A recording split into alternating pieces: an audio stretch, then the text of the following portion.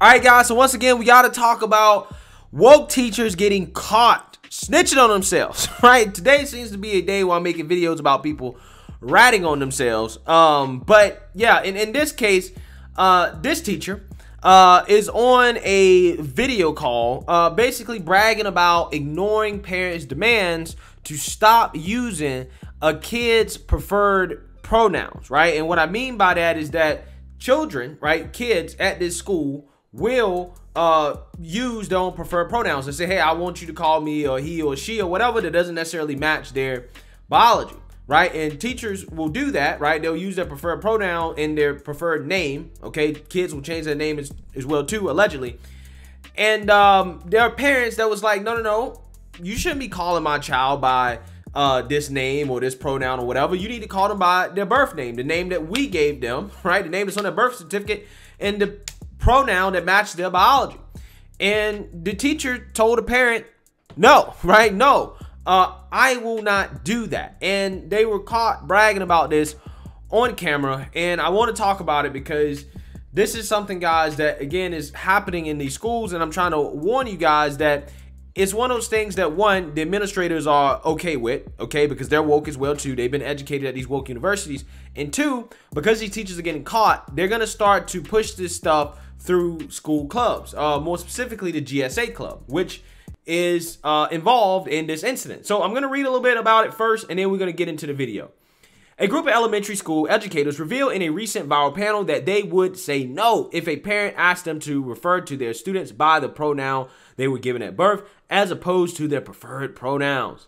Katie Butler, a second grade public school teacher at Harvey Milk Civil Rights Academy in San Francisco, moderated the meeting, creating and sustaining GSAs in elementary schools. On April 26, she asked her panelists to answer questions submitted by other educators, some of which delved into topics related to gender identity. Guys, can you imagine that? Creating and sustaining GSAs, which are sexual clubs in elementary school, right? This is what they're talking about. Quote, what should we do if a parent requests that we refer to their child by the pronouns associated with their sex assigned at birth instead of their preferred pronouns, and that we use a legal name instead of a student's chosen name? One of the questions read. All right, so I'm gonna go ahead and get into this video in which this teacher is going to tell us a story about how he or she refused to follow the parents' orders in regards to how this teacher is supposed to refer to their kids. So let's go ahead and get into this. What do we do if a parent requests that we refer to their child by the pronouns associated with their sex assigned at birth instead of their preferred pronouns or their pronouns, and that we use their legal name instead of a student's chosen name? So I could respond with something that I've done. This came up for me.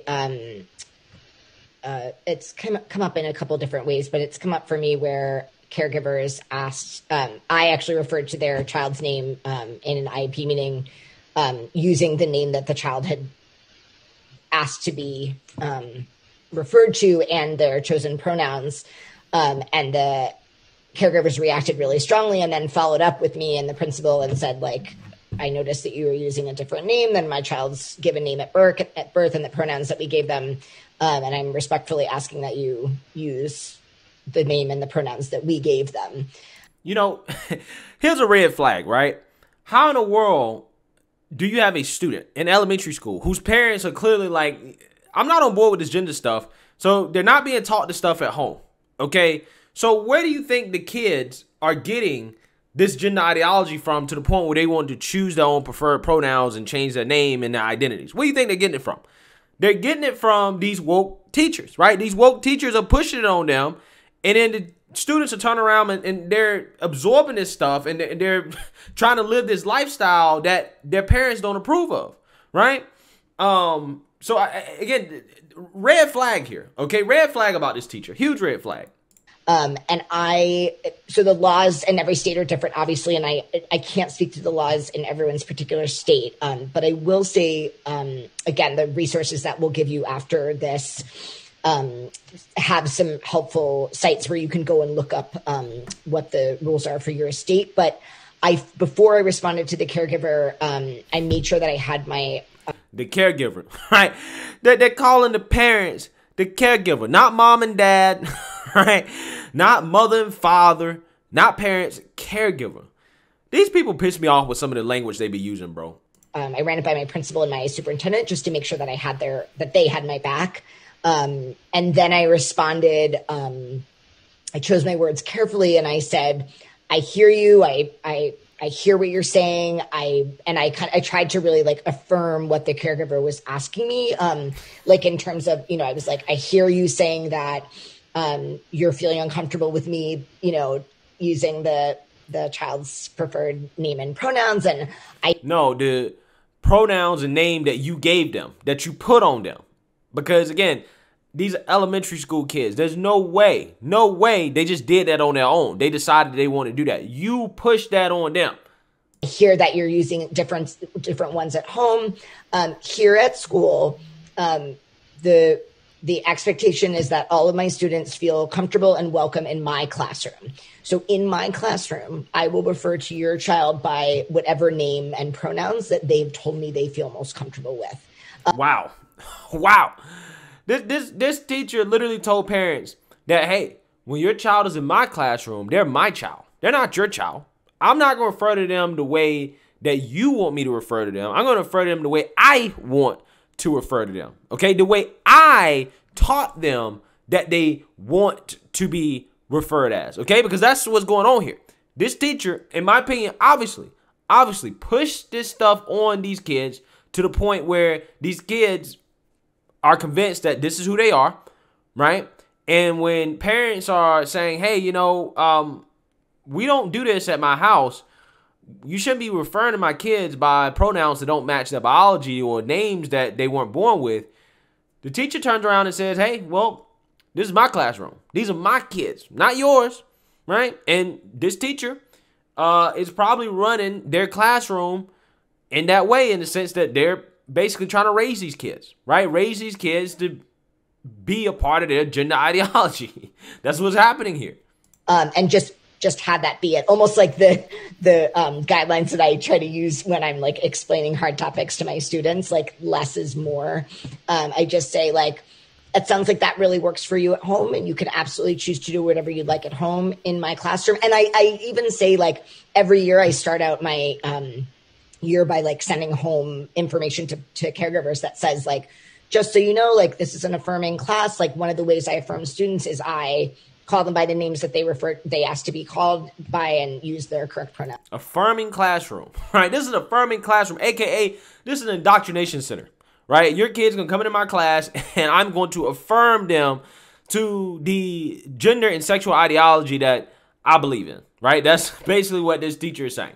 So just like, really, I just told them that maybe that's not helpful, but I just told them no, like respectfully no.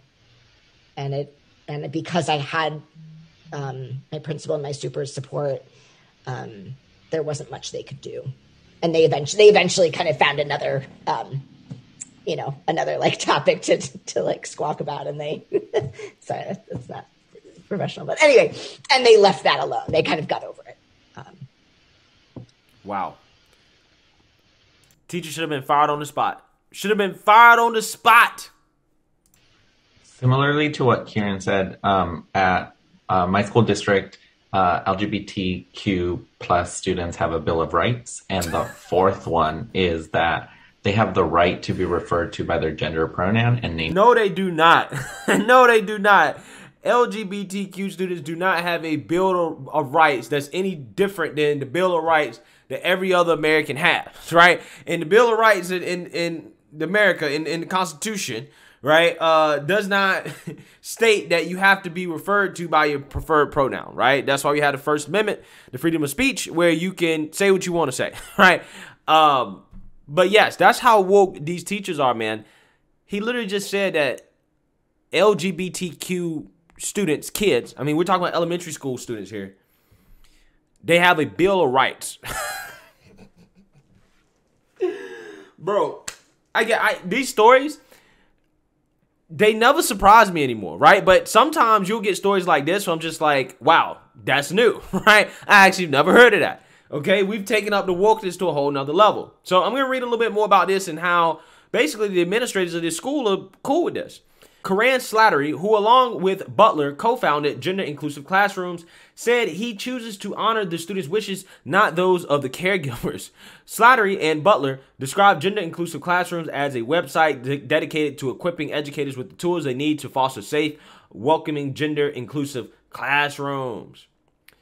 So I can respond with something that I've done. Slattery said, this came up for me. It's come up in a couple of different ways, but it's come up for me where caregivers ask, I actually referred to their child's name using the name they asked to be referred to and their chosen pronouns, and caregivers reacted very strongly. See, here's the thing about this guy or girl, whoever, creating this, I guess, initiative, this website for gender inclusive classrooms.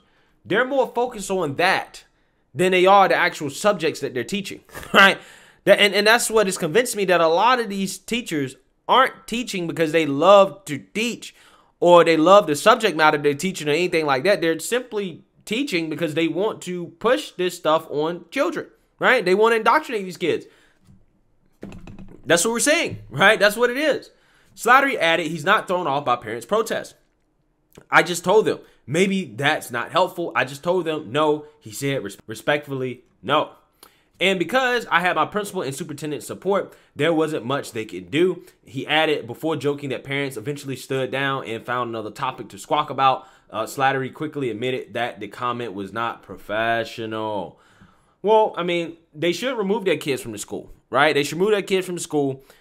They should probably go to the school board or whatever and protest about this because, again, this is ridiculous. This is absolutely ridiculous. This teacher has no interest in actually teaching the core academic subjects. They're simply there to basically indoctrinate these kids. As to respond to the backlash Slattery had received on social media for his remark, John A. Provost, superintendent of schools, who said he'd seen the panel, confirmed to Fox News Digital that Slattery described using the name and pronouns which a student had requested and that he checked both with him and his principal on the appropriateness of this practice. He added that Slattery went on to accurately summarize the district policy on non-discrimination on the basis of transgender and gender non-conforming status. Quote, every student has the right to be addressed by a name and pronoun that corresponds to the student's gender identity. The policy states Northampton Public Schools will respect student wishes to be referred to by a name and pronoun based on an affirmed change in gender identity, regardless of the student's assigned sex at birth. A court-ordered name or gender change is not required, and the student need not change their official records. Wow. You know, I used to grow up in a time where parents' wishes were respected, right? Where parents had say-so over kids, not the other way around. Okay? What is happening here, guys, is that they're taking away power from the parent. That is what's happening. In short, the policy requires all school staff to use the name and pronouns requested by the student. Provost told Fox News Digital, ensuring that our anti-discrimination policies are understood and followed by all members of the school community is an important part of my work as superintendent, so I am happy to see this evidence that our staff is following the policies of the school committee. So basically, these parents protested. The teacher didn't care.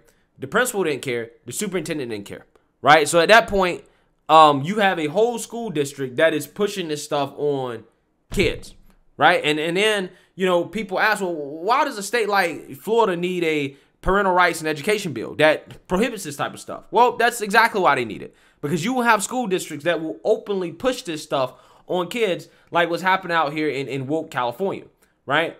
So, I mean, at the end of the day, man, so yeah, I mean, this stuff is out of control.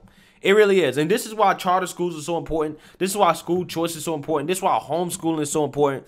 Because you do have whole school districts where parents are literally powerless in regards to their kids not being exposed to this stuff. And it sucks because a lot of these parents don't necessarily have the income and the ability to just move to another school district or to put their kid in some private school or something like that. They just have to deal with it, right? Because the whole school district is woke. It is what it is, right? And I feel bad for those parents that are complaining about this but can't really do anything about it because, again, the whole school district is on board with it. So, like I said, man, again, this is why, you know, school choice is so important, homeschooling is so important, and it's stuff that we got to continue to push, and we got to continue to push legislation that prevents these teachers from having these types of conversations with kids, because I'm telling you, they're going to get even sneaky about this stuff. The GSA Club is one way they're going to do it. But let me know what you guys think. Make sure you like, comment, and subscribe. Most importantly, share a Black conservative perspective. Peace.